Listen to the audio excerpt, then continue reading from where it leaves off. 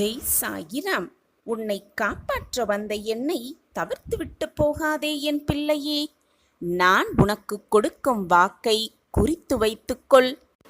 உன்னை அவமதித்தவர்கள் முன்பாக உன்னை கோபுரத்தில் அமர வைக்கப் போகிறேன். நன்மைதான் உன் வாழ்வில் நடந்துள்ளது, இனியும் நன்மைதான் நடக்கும்.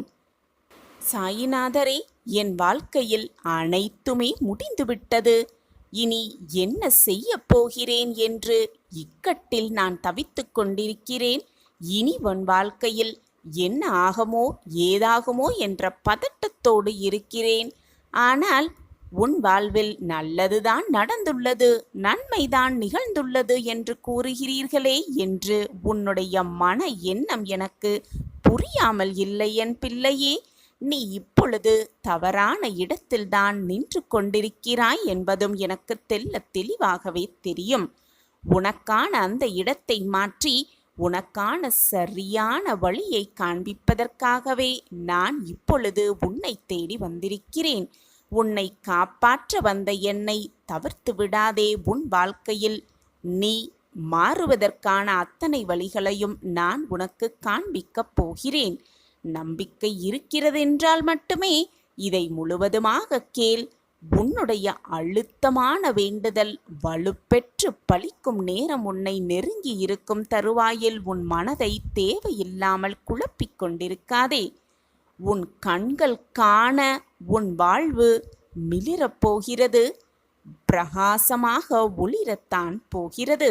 உன் பிரச்சனையெல்லாம் தீரும் தருவாயில்தான் நீ இப்பொழுது நின்று கொண்டிருக்கிறாய். உன் பிரச்சனையை தீர்த்து வைப்பதற்காகவே நானும் உன்னை பார்க்க இதோ இப்பொழுதே வந்திருக்கிறேன். உன் சாயப்பா உன்னோடு இருக்கும்போது நீ எதற்குமே கவலைப்பட வேண்டிய அவசியமே இல்லை. சாயப்பா இருக்க உனக்கு ஏன் மனக்கவலை? ஓம் சாயிராம், ஓம் சாயிராம். வாழ்க்கையில் பிரச்சனைன்னு ஒன்று வந்தால் அதற்கான தீர்வும் கண்டிப்பாக பிரச்சனையோடு பிறக்கும் அப்படிங்கிறத நம்ம முழுதாக ஃபஸ்ட்டு நம்பணும். எப்பொழுதுமே நமக்கு வந்த பிரச்சனைகளை பார்த்து பயந்து அதிலிருந்து எப்படி மீள்வது அப்படின்னு தெரியாமல் அதன் விளைவுகளை பற்றியே யோசிச்சுக்கிட்டே இருந்தோன்னா நம்ம எண்ணங்கள் தேவையில்லாமல் நம்மளை அதிகப்படுத்தி கொண்டுட்டு இருக்கிறோம். அதையெல்லாம் விட்டுவிட்டு அந்த பிரச்சனையை எப்படி சமாளிப்பது, எப்படி அணுகுவது அப்படின்னு யோசித்தாலே பிரச்சனையோடு வந்திருக்கும் தீர்வையும் நம்மால் நிச்சயமாக கண்டுபிடிக்க முடியும். அதை கண்டுபிடித்து அந்த பிரச்சனையிலிருந்து வெளிவந்து நம்மால் வெற்றிகரமான வாழ்க்கையை வாழ முடியும். அப்படிங்கிறதுக்கு ஒரு சின்ன உதாரணமாக ஒரு கதையை பார்க்கலாம். ஒரு ஊரில் ஒருவன் வாழ்க்கையில் ரொம்பவே கவலையோடு வாழ்ந்துக்கிட்டு இருந்தான். சொல்லவே முடியாத மனவேதனை, மற்றவர்களோடு பகிர்ந்து கொள்ளவே முடியாத அப்படி ஒரு மனவேதனை, கவலை, போராட்டம், இப்படியே வாழ்ந்துக்கிட்டு இருந்தான் ஒரு மனிதன். தினமுமே அவன் ஆண்டவனிடம் பிரார்த்தனை பண்ணும் பொழுது, ஏன் எனக்கு மட்டும் இவ்வளவு பிரச்சனைகளை கொடுத்துக்கிட்டு இருக்க?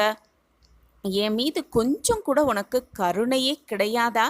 என் மேலே கொஞ்சம் கருணை காட்டக்கூடாதா? கண்களை திறந்து என்ன கொஞ்ச நேரம் பார்க்கக்கூடாதா அப்படின்னு தினம் அவன் இறைவன்ட்ட அவனுடைய வேண்டுதலை வச்சுக்கிட்டே இருந்தான். எனக்கு மட்டும் ஏன் இவ்வளவு பிரச்சனைகளை அள்ளி கொடுத்துக்கிட்டே இருக்க? ஒரு பிரச்சனை முடிஞ்சா மற்றும் ஒரு பிரச்சனை தானாகவே ஏதாவது ஒரு ரூபத்தில் வந்துடுதே. நான் அப்படி என்னதான் செஞ்சேன்? என் மேலே உனக்கு கருணையே கிடையாதா இறைவா அப்படின்னு வேண்டதை மட்டுமே அவன் வாடிக்கையாக வச்சுக்கிட்டு இருந்தான். பல நாட்கள் இப்படியே கழிஞ்சிக்கிட்டே இருந்தது. ஒரு நாள் அந்த அதிசயம் நடந்தது. அவன் இறைவன்கிட்ட வேண்டிக்கிட்டு இருக்கும் பொழுது ஒரு கம்பீரமாக குரல் கேட்டது. அந்த குரல் இறைவனிடமிருந்து வருகிறது அப்படிங்கிறத அவன் நல்லாவே புரிஞ்சுக்கிட்டான். அந்த குரல் என்ன சொன்னதுன்னா, நாளை காலை உன் கவலைகளையெல்லாம் ஒரு மூட்டை கட்டி கோவில் முன்னே இருக்கும் மைதானத்திற்கு கொண்டு வா, உனக்கு ஒரு விடை நான் அளிக்கிறேன் அப்படின்னு அந்த அசரீரி குரல் கேட்டது. இதை கேட்டோன்னா அவனுக்கு எதுவுமே புரியலை. இவ்வளவு நாள் நம்ம பிரச்சனைகளை இறைவன்கிட்ட சொல்லி அழுதுகிட்டே இருந்தோம். ஆனால் கல்லாகவே இருந்த அந்த இறைவன் இப்பொழுது கனிந்திருக்கிறார் போல, கல்லாக இருந்த மனமும் இப்பொழுது இறங்கி இருக்குது போல. அதனால தான் நமக்கு ஒரு பிரச்சனைக்கு தீர்வு சொல்கிறேன், மைதானத்திற்கு வா அப்படின்னு சொல்லியிருக்காரு அப்படின்னு அவன் மனசு முழுக்க ஒரு விதமான நிம்மதி பரவணுச்சு. சரி, நம்மளோட பிரச்சனைக்கு தீர்வு எப்படியோ அந்த கடவுள் நாளைக்கு கொடுத்துருவாரு, நாளையிலேருந்து நம்ம சந்தோஷமாக இருக்கலாம், நிம்மதியாக இருக்கலாம், இந்த பிரச்சனைகள்லேருந்து விடுபடலாம், நம்மளும் மற்றவங்களை போல நிம்மதியாக இருக்கலாம் அப்படின்னு ஒரு விதமான திருப்தியோட மனசோட அந்த நாள் முடிஞ்சிச்சு. அடுத்த நாள் அவனுடைய கவலைகள் என்னென்ன இருக்குதோ எல்லாத்தையுமே, எல்லா கவலைகளையும் ஒரு பெரிய மூட்டையாக கட்டி மறுநாள் காலை அவன் இறைவன் சொன்ன அந்த இடத்திற்கு கொண்டு போனான். போகும் வழியில் பார்த்தா கிராமத்தில் எல்லாருமே அவங்கவுங்களோட மூட்டைகளை எல்லாம் எடுத்துக்கொண்டு அவங்களும் மைதானத்துக்கு வந்தாங்க. எல்லாமே பெரிய பெரிய மூட்டைகளாக இருந்தது. தூக்கி கொண்டு போயிருந்தாங்க. அந்த பெரிய பெரிய மூட்டைகளை தூக்கவே முடியாமல் கிராம பக்கத்தில் இருந்த எல்லாருமே போய்கிட்டு இருந்தாங்க. சிலர் தூக்க முடியாமல் அந்த மூட்டையை இழுத்தும் கொண்டிருந்தார்கள். சிலர் தம்முடைய மூட்டைகளை வண்டியில் கூட ஏற்றி கொண்டு போய்கிட்டு இருந்தாங்க. இது என்ன நடக்குது அப்படின்னு கேட்ட பொழுது எல்லாருமே, கடவுள் என் கவலைகளுக்கு விடை தருகிறேன், எல்லாத்தையுமே மூட்டையாக கட்டிக்கிட்டு இந்த மைதானத்துக்கு வா அப்படின்னு நேற்று அசரீரி வாக்கு சொன்னார், அதான் போய்கொண்டு இருக்கிறேன் அப்படின்னு எல்லாருமே சொன்னாங்க. எல்லாருமே கோவில் முன்பே சேர்ந்ததும் அவங்கவுங்க மூட்டைகளோட போய் சேர்ந்தாங்க. அதுக்கப்புறம் கொஞ்ச நேரத்தில் மீண்டும் அதே கம்பீரமான அசரீரி குரல் கேட்டது. அந்த குரல் அப்போ என்ன சொன்னுச்சுன்னா, நீங்கள் உங்கள் மூட்டையை உங்கள் விருப்பப்படி வேறொருவரிடம் மாற்றிக்கொள்ளலாம், ஆனால் மூட்டை உள்ள என்ன இருக்குது அப்படின்னு கேட்கவோ பார்க்கவோ கூடவே கூடாது அப்படிங்கிற அந்த அசரீரி குரல் கேட்டது. சிலர் தம் மூட்டையை வேறொருவரிடம் மாற்ற முயன்றார்கள். இப்பொழுது அவங்கவுங்க மூட்டை மற்றவர்களுடைய மூட்டையை விட சிறிதாக அவங்களுக்கு தோன்றியது.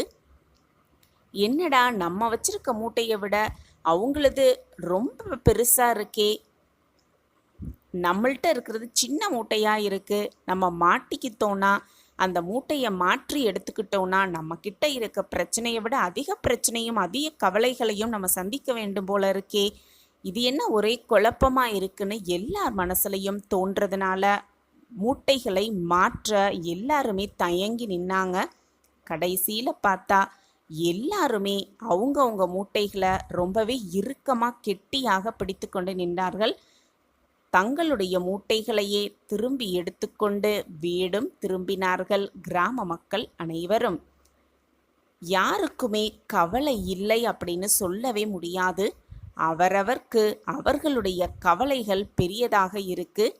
நமக்கு பெருசாக தெரிகிற ஒரு பிரச்சனை மற்றவர்களுக்கு ரொம்பவே சுலபமாக தெரியும், மற்றவர்களுக்கு பெருசாக தெரிய பிரச்சனை நமக்கு ரொம்பவே சுலபமாக தெரியும். அவங்கவுங்க பார்க்குற கண்ணோட்டத்தில் இருக்க பிரச்சனை.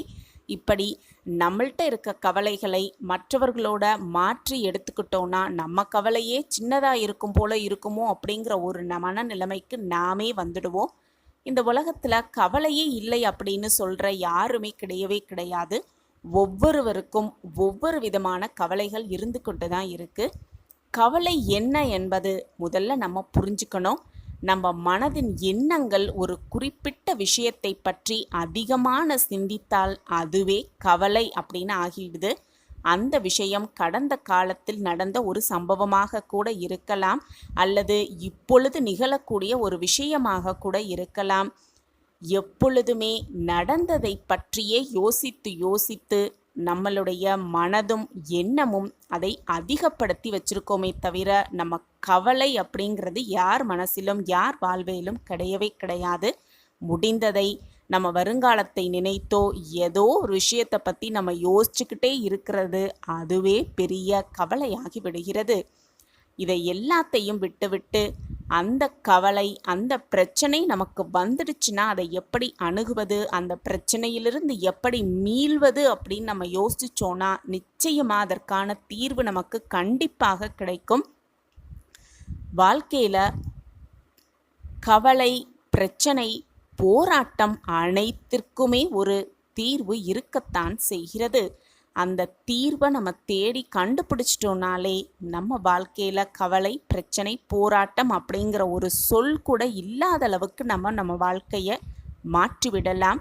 நம்ம தவறான இடத்தில் இருந்தால் கூட நம் மன தைரியத்தால், தன்னம்பிக்கையால், நம்பிக்கையால், இறைவனின் ஆசிர்வாதத்தால் நம் வாழ்க்கையை மிக சுலபமாக நம்ம மாற்றியமைத்து கொள்ளலாம்.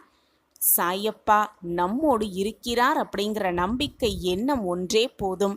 நம் வாழ்க்கையில் நாம் நடக்காது, நிகழாது, இதுவெல்லாம் நம்ம வாழ்க்கையில் நடக்குமா என்று நினைத்த விஷயங்களை கூட மிக சுலபமாக நாம் அடையலாம், சாதிக்கலாம், வாழ்ந்தே காட்டலாம் வெற்றிகரமாக. இனி உன் வாழ்வில் நடக்கப் போவதையெல்லாம் பார்த்து வியக்கத்தான் போகிறாய். நீ படும் துன்பத்திற்கும், நீ பட்ட துன்பத்திற்கும், நீ கண்ணீர் விட்டதற்கும் உன்னுடைய கர்ம பலன்கள்தான் காரணமாகி விடுகின்றன. உன்னுடைய போராட்ட காலமெல்லாம் எதுவரை போகட்டுமோ போகட்டும், நான் பார்த்து கொள்கிறேன் அனைத்தையும், நான் இருக்கிறேன் உனக்காக. எதற்காக உன் மனதில் இத்தனை குழப்பம்? உன் வேதனை, சோதனையான நாட்களெல்லாம் அனைத்தும் ஒரு நாள் முடிவுக்கு வந்துதானே ஆக வேண்டும். அந்த நாள் வந்துவிட்டது. உன் கண்ணீர் காலங்களையெல்லாம் நீ கடந்து விட்டாய். உன் தடைகளையெல்லாம் தகர்த்து எறிந்தும் விட்டாய். உன் வாழ்க்கையில் நீ கடந்து வந்த பாதையை எண்ணி எண்ணி கலங்காதே. உன் கைகள் ஓங்கி இருக்கும் சமயத்தில் உன்னை உபயோகப்படுத்தியும், ஓங்கிய கைகள் இறங்கிய நிலையில் உன்னை உதாசீனப்படுத்தி கீழே வீழ்த்தியும் அழகு பார்க்கும் உலகம் இது. இது காலத்தின் கட்டாயம். நீ மற்றவர்களோடு அன்பாயிருப்பதே சில சமயம் உனக்கு பிரச்சனையாகவும் இன்பமாகவும் துன்பமாகவும் முடிந்து விடுகிறது. உன்னுடைய தலைவிதியை நான் மாற்றி காட்டுகிறேன். உன் வாழ்க்கை என்னால் தான் புதுப்பிக்கப்படு போகிறது. நீ நினைத்தது அனைத்தும் நிச்சயமாக நடக்கும் பார். இது உன் சாயப்பா உனக்காகவே கொடுக்கும் சத்திய வாக்குதான். என் மேல் நம்பிக்கையை வைத்துவிட்டு ஏன் பயந்து கொண்டே இருக்கிறாய்? உன்னை ஒரு ஆபத்திலிருந்து நான் உன்னை காப்பாற்றுவதற்காகவே போராடி கொண்டிருக்கிறேன். உனக்கான நல்ல நேரம் தொடங்கிவிட்டது. உனக்கு துணையாக நான் தான் வந்துவிட்டேனே. வாழ்க்கைக்குரிய முக்கியமான பாடம் ஒன்றை நீ கற்று அறிந்திருக்கிறாய். அது என்னவென்று உனக்கு புரிகிறதா? கொடுப்பது நாமாக இருப்போம் என்றால் நமக்கானது நம்மை தானாக வந்தடையும். எதையும் மற்றவரிடம் நாம் எதிர்பார்க்க வேண்டாம் என்ற பக்குவ நிலை உன் மனம் எட்டியிருக்கிறது என்பதை உன் சாயப்பா நன்கு அறிந்து கொண்டிருக்கிறேன். அதை எண்ணி நான் சந்தோஷம் அடைகிறேன். உனக்காக என்றும் என் உயிராக, அம்மாவாக, அப்பாவாக எப்பொழுதும் நான் இருக்கிறேன். எதற்குமே பயப்படாதே. என் அருகில் நீ இருந்து கொண்டுதான் இருக்கிறாய். என்னுடைய பார்வை உன் மீது எப்பொழுதும் இருந்து கொண்டுதான் இருக்கிறது. அமைதியாக இரு. மற்றவற்றை நான் கவனித்துக் கொள்கிறேன். கவலைப்படுவதால் பயன் ஒன்றும் கிடைக்கவே கிடைக்காது. நீ வேதனைப்படுவதால் உன்னில் இருக்கும் வேதனை மாறிவிடுமா? அல்லது உனக்கு வந்திருக்கும் சோதனைகளும் உன்னை விட்டு விலகிவிடுமா? எதுவுமே மாறாது. உனக்கு என்று எழுதப்பட்டது அது இன்பமாக இருந்தாலும் சரி, துன்பமாக இருந்தாலும் சரி, அது உன்னிடம் வந்தேதான் தீரும். நீ வேதனைப்படுவதாலோ, கோபப்படுவதாலோ, ஆத்திரப்படுவதாலோ, கண்ணை சிந்துவதாலோ எதுவுமே மாறப்போவதில்லை. யாருக்கு எது நன்மை அளிக்குமோ அதற்கு ஏற்றவாறே நான் யோசித்து யோசித்து கொடுப்பேன். அதைதான் நான் யோசித்து கொடுப்பதால் அனைத்தும் சற்று கால தாமதமாகிறது என்பதை புரிந்து கொள். கொடுக்கப்பட்டது எதுவாக இருந்தாலும் அது நான் அளித்ததே என்பதை நீ அறிந்து கொண்டால் என்னை அறிந்து கொள்வீர் சர்வ நிச்சயமாக. இல்லாததை பற்றியோ, உன்னிடம் இல்லாததை நினைத்து கொண்டோ, கிடைக்காதவற்றை பற்றியோ கவலைப்படுவதால் பயன் ஒன்றுமே கிடைக்காது. உனக்கு கிடைத்ததை வைத்து எவ்வளவு சந்தோஷமாக வாழ முடியுமோ அவ்வளவு மகிழ்ச்சியாக வாழ கற்றுக்கொள். கிடைக்காததை எண்ணி எண்ணி வருந்தாதே. உன் மனதிற்கு அது தீங்குதான் விளைவிக்கும். எப்பொழுதுமே மற்றவர்களுக்கு நன்மையை செய். உன்னால் முடிந்த அளவு மற்றவர்களுக்கு உதவியை செய்து கொண்டே இரு. விரோதங்களையும் வீண் விவாதங்களையும் தவிர்த்துவிட்டால் இறைவன் உன்னை நிச்சயமாக காப்பாற்றுவார். தீங்குக்கு தீங்கு என்பதை தவிர்த்துவிடு. தீங்குக்கு பதிலாக நன்மையை செய்து கொண்டே இரு. பிறருடைய சொற்கள் உனக்கு எப்பொழுதுமே தீங்கு இழைக்காது. நீ நன்றாக வாழ மாட்டாய் என்று மற்றவர்கள் சொன்னால் நீ எப்படி நன்றாக வாழாமல் போய்விடுவாய்? அவர்கள் சொல் என்ன அப்படியே பழித்து விடுமா? உனக்கு மீறி எதுவுமே இங்கு நடக்காது. என்னை மீறி எதுவுமே உனக்கு நடக்காது. நான் ஏற்கனவே திட்டமிட்டபடிதான் எல்லாம் உன் வாழ்வில் நிகழ்ந்து கொண்டிருக்கிறது. என்னை மீறி எதுவும் உனக்கு தவறாக நிகழாது. இந்த உலகம் இன்னும் உன்னை போல் மாறவில்லையே என்று நான் அடிக்கடி நினைத்து கொண்டுதான் இருக்கிறேன். எத்தனை கவலை கஷ்டங்களை நீ தைரியமாக சந்தித்து அனைத்திலும் வெற்றி பெற்று வெற்றி கிடைக்காதவற்றில் அதில் அப்பாவுக்கு விருப்பமில்லை என்று ஒதுக்கி தள்ளி நீ நடந்து வந்த பாதைகளை நான் திரும்பி பார்க்கிறேன். என்னே உன்னுடைய பொறுமையான குணம். நானே சில சமயம் வியப்புக்குள்ளாகியிருக்கிறேன். பெருமையாகவும் கருதுகிறேன், பெருமிதமாகவும் கருதுகிறேன் உன்னை நினைத்து. நீ என்னுடைய பிள்ளை, பொக்கிஷமான என் பிள்ளை. உன்னுடைய நல்ல குணங்களை நான் எப்பொழுதுமே பெருமிதமாகவே எண்ணிக்கொண்டிருக்கிறேன். ஏன் உன்னுடைய நிழல் கூட உன்னை விட்டு அகன்றுவிடும். கண்ணாடியைப் போல பிரதிபலிக்கிறது உனது வாழ்க்கை. தைரியமாக இரு. உன் அப்பா உன்னில்தானே இருக்கிறேன். எதற்காக இந்த மனக்குழப்பமும் வேதனையும் கண்ணீரும்?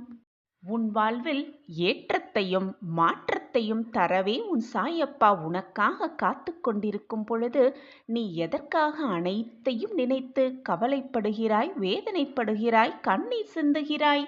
எதை இழந்தாலும் கலங்காதே. எது உன்னை விட்டு சென்றாலும் மனம் தளர்ந்து விடாதே. எது வந்தாலும் தைரியமாக இரு. நான் உனக்காகவே இருந்து கொண்டிருக்கும் பொழுது எதற்காக போனது மறைந்தது உன்னை விட்டு விலகி சென்றதை நினைத்து நினைத்து வருந்துகிறாய்? பொறுமையாக இரு குழந்தையே, நம்பிக்கையாக இரு. ஒன்றை நன்றாக புரிந்து கொள். எனக்கு ஆடம்பரமான பூஜை புலஸ்காரங்கள் எல்லாம் தேவையே இல்லை. உன்னுடைய அன்பு மட்டுமே, பொக்கிஷமான உன்னுடைய அன்பு மட்டுமே போதும் என் பிள்ளையே. நான் இருக்கிறேன். எந்த சூழ்நிலையிலும் நான் உன்னை கைவிடவே மாட்டேன். எல்லா நேரங்களிலும் உன்னை சுற்றியே இருப்பேன், உன் பாதுகாவலனைப் போல. என்றும் உனக்காக நீ செல்லும் இடமெல்லாம் நான் இருந்து கொண்டுதான் இருப்பேன். சர்வ நிச்சயமாக இருப்பேன். உன் சாயப்பா மீது நம்பிக்கை இருக்கிறதல்லவா? நான் உனக்கு நல்லது செய்வேன் என்ற நம்பிக்கை இருக்கிறதல்லவா? அப்பா இருக்கிறார், நம் வாழ்க்கையை நிச்சயமாக காப்பாற்றுவார் என்ற நம்பிக்கை இருக்கிறதல்லவா? அப்புறம் என்ன குழந்தையே, சந்தோஷமாக வாழ்ந்து விடலாம் தானே? என் அன்பு குழந்தா, என்னை தஞ்சமடைந்தவர்களுக்கும் என்னை நேசிப்பவர்களுக்கும் என்னை முழுவதுமாக நம்புகிறவர்களுக்கும் நான் என்றும் உயிருடன் தான் இருப்பேன். என்னுடைய ஆசிர்வாதமும் அற்புதமும் அவர்கள் வாழ்வில் நிகழ்ந்து கொண்டேதான் இருக்கும். இது சர்வ நிச்சயமான உண்மை. இதுதான் தெய்வ வாக்கும் கூட. குழந்தா, உன் நல்ல மனம் என்ன என்பதையும் சூழ்நிலைகள்தான் உன்னை மாற்றி உன்னை தவறான வழியில் சித்தரிக்கிறது என்பதையும் உன் சாயப்பா நன்கு அறிவேன் என் பிள்ளையே. சோதனைகளாலும் வேதனைகளாலும் உன் மனம் ரணப்பட்டு கிடக்கிறது. என்னுடைய ஆசிர்வாதங்களால் நான் உன்னையும் உன் குடும்பத்தாரையும் உன்னை சுற்றி இருப்பவர்களையும் என்னுடைய அன்பு கரம் கொண்டு அரவணைப்பேன். என்னுடைய பார்வை எப்பொழுதுதான் உன்மீதுதான் இருக்கும் என் குழந்தையே. வீணாக பயப்படாதே. உனக்கு நல்ல நல்ல மாற்றங்களையும் உன் வாழ்வில் ஏற்றங்களையும் தருவதற்காகவே உன் அப்பா இருக்கிறேன் என்ற நம்பிக்கையோடு இரு. அந்த ஒரு நம்பிக்கை மட்டும் இருந்தாலே போதும். நிச்சயமாக நீ வாழ்க்கையில் வெற்றி என்னும் கனியை மிக சுலபமாக சுவைக்கலாம் உன் சாயப்பாவோடு சேர்ந்து. குழந்தா, உன் வாழ்க்கையில் நீ கடந்து வந்த பாதையை, இது நாள் வரை நீ கடந்து வந்த பாதையை சற்று யோசித்துப் பார். கொஞ்சம் திரும்பிப்பார். அன்றிலிருந்து இன்று வரை என்னென்ன வித்தியாசங்கள் உன் வாழ்வில் நடந்து கொண்டிருக்கிறது நடந்தது என்பது நீயே நிச்சயமாக புரிந்து கொள்வாய். ஒரு பூ பூப்பதற்கு முன்பாக அது மொட்டாக இருக்கும் பொழுது அது என்னென்ன விஷயங்களை செய்கிறது, என்னென்ன விஷயங்கள் அதற்குள் நடக்கிறது என்பதை அறிந்து கொள்வாயா பிள்ளையே? அந்த அழகான பூவும் ஒரு உயிருள்ள ஜீவன்தான். ஆனால் அதற்கான காலமோ அந்த ஒரு நாள்தான். மொட்டு பூவாய் பூக்கும் அற்புதத்தை யாருமே கண்டதில்லை. ஒரு நாள் வாழ்க்கையைக் கொண்ட அந்த பூ மொட்டாய் இருக்கும் பொழுது அது பூவாய் மலர்வதற்கான அதற்கு தேவையான விஷயம் அதிகமான சூரிய வெளிச்சம். சில சமயம் சூரிய வெளிச்சமும் தண்ணீரும் கூட இல்லாமல் போய்விடலாம். ஆனால் இவையெல்லாம் அந்த மலருக்கு சவாலான விஷயமே. அனைத்தையும் தாண்டி அனைத்தையும் எதிர்கொண்டுதான் அந்த மொட்டு பூவாக மலர்கிறது. மலர்ந்து இறைவனின் காலடியில் சரணடைகிறது. அதனுடைய காலம் ஒரு நாள் மட்டுமே. இப்படி ஒரு நாள் ஆயுளை கொண்ட அந்த அழகிய மலர் இவ்வளவு தைரியமாகவும் தன்னம்பிக்கையாகவும் செயல்படும் பொழுது நீயும் உன் வாழ்க்கையில் உள்ள சோகங்களையும் சங்கடங்களையும் சோதனைகளையும் மிக சுலபமாக கடந்து வந்து வெற்றி என்னும் மலரை மிக சுலபமாக உன்னாலும் பறிக்க முடியும். உன்னாலும் மலர் போல் ஆக முடியும் குழந்தையே. குழந்தா, உன் வாழ்க்கையையே புரட்டி போடும் விஷயமாக ஒன்று உன் வாழ்வில் நிகழத்தான் போகிறது. அதற்கான ஏற்றமும் மாற்றமும் உன் வாழ்வில் நிகழத்தான் போகிறது. நான் அந்த நிகழ்வை உனக்காக, என் பொக்கிஷமான பிள்ளைகளுக்காக நிச்சயமாக செய்வேன். சர்வ நிச்சயமாக நான் உன் வாழ்வில் நல்ல நல்ல மாற்றங்களையும் நல்ல நல்ல ஏற்றங்களையும் ஏற்படுத்துவேன் என்பது உன் சாயப்பாவின் சத்திய வாக்கு, தெய்வ வாக்கு, சத்திய பிரமாணம் என்று எப்படி இருந்தாலும் நீ எடுத்துக்கொள். ஆனால் நடப்பது நிச்சயமாக நடக்கும். ஏற்கனவே எல்லாம் தீர்மானிக்கப்பட்டவையால்தான் எல்லாம் நடந்து கொண்டிருக்கிறது. நீ நினைப்பதாலோ, நீ வேதனைப்படுவதாலோ, நீ சோகப்படுவதாலோ, நீ கண்ணீர் சிந்துவதாலோ, பிரார்த்தனை செய்வதாலோ எதுவுமே மாறப்போவதில்லை. எழுதப்பட்டது நிச்சயமாக நடந்தே தீரும். தீர்மானிக்கப்பட்டது நிச்சயமாக தீர்மானத்திற்குள் நடந்துவிடும். திட்டம் தீட்டியது நிச்சயமாக திட்டப்படி அரங்கேறும். உன் வாழ்க்கை எப்படி இருக்க வேண்டும், என்னென்ன மாற்றங்கள் வர வேண்டும் என்ற திட்டத்தை உன் அப்பா தீட்டுவிட்டேன். என் திட்டப்படிதான் எல்லாம் இது நாள் வரை சுபமாக நடந்து கொண்டிருக்கிறது. இனியும் சுபமாகவே நடக்கும். உனக்கு துணையாக எப்பொழுதும் உன் சாயப்பா இருக்கிறேன் என்பதை மறந்து விடாதே. நான் இருக்கும் வரை உன் கஷ்டத்தில், உன் வாழ்க்கையில் எந்த சோகமும் நெருங்கும் வரை நான் விடமாட்டேன். நம்பிக்கையோடு ஒவ்வொரு தினமும் ஒவ்வொரு நொடியையும் போராடிக்கொண்டே இரு. ஏனென்றால் அந்த நம்பிக்கை என்பது உன்மேல் எல்லோருக்கும், உன்னை சுற்றி இருப்பவர்களுக்கும் உன்மேல் மிக எளிதாக வந்து விடாது. குழந்தையே, நான் உன் கைகள் இரண்டையும் பிடித்துக்கொண்டு போய்கொண்டுதான் இருக்கிறேன். நீ அமைதியாக என் பின்னால் வந்தால் போதும். இருக்கும் காலத்தை நான் நிறைவாக உனக்கு கொண்டு செல்வேன். கண்மணியே, உன்னில் எழும் தேவையில்லாத சிந்தனை என்னும் காரணம் ஒன்றையே நீ 10ஆக பார்க்கும் கண்கள். உன்னுடைய மனம்தான். அதை புரிந்து கொள். உன்னை பற்றி தெரிந்து கொள்ள நீ யாரிடமும் உன்னை பற்றி கேட்க வேண்டாம். யாரிடமும் கேட்கவே வேண்டாம். முதலில் கண்ணாடியை போய்ப்பார். அதுதான் உன்னை உண்மையாக பிரதிபலிக்க செய்யும். நீ சொல்கிறாய், என்னுடைய வலது கை இடது கையாக தெரிகிறதே என்று நீ சொல்லுவாய். ஆனால் உன்னை உண்மையாக பிரதிபலிக்க செய்வதே அந்த கண்ணாடிதான். அனைத்துமே திசை மாறி காட்டலாம். ஆனால் உன்னுடைய ஆன்மாவை மிக சரியாக காட்டுவது அந்த கண்ணாடியே. அதில் நீ உன்னை நினைக்கின்ற எண்ணம் உயர்த்தி பேசி அந்த கண்ணாடி முன் நின்று பார். அப்பொழுது உனக்கு தெரியும் உன்னுடைய உயரங்கள் எல்லாம் எவ்வளவு குள்ளமாக இருக்கிறது என்பது அப்பொழுதுதான் உனக்கு புரியும். இதுவே இப்படி இருந்தால், நீ உன்னை தாழ்த்தி யோசித்து பின் கண்ணாடி முண்டு நின்று இருந்தால் எப்படி இருக்கும் என்று நீயே சற்று சிந்தித்துப் பார் என் குழந்தையே. அவை உனக்கு தோல்வியாக கூட இருக்கலாம். ஆனால் அதுதான் மிக அற்புதமான கிடைத்த உனக்கு கிடைத்த பொக்கிஷமான அனுபவம். அந்த அனுபவத்தால் நீ கற்றுக்கொண்ட பாடம் வெற்றியை விட கோடி மடங்கு, லட்ச மடங்கு மிக பெரியது. வெற்றி என்பது தற்காலிகமே. வெற்றி தோல்வி, இன்பம் துன்பம், கஷ்டம் நஷ்டம் எல்லாம் மாறிக்கொண்டேதான் இருக்கும். எதுவுமே இங்கு நிரந்தரம் இல்லை. நிரந்தரமே இல்லாத இந்த உலகத்தில் எனக்கு வெற்றி வந்துவிட்டால் கொண்டாட்டப்பாகுவதும், தோல்வி வந்துவிட்டால் துவண்டு செல்வதும் யாருக்கு என்ன லாபமாக இருக்கப் போகிறது? ஆனால் தோல்வியாக உனக்கு கிடைத்த பாடம், நீ அதனால் கற்றுக்கொண்ட பாடம், உனக்கு கிடைக்கப் போகும் வெற்றியை மிக சுலபமாக எட்டிப் பிடிக்கலாம்.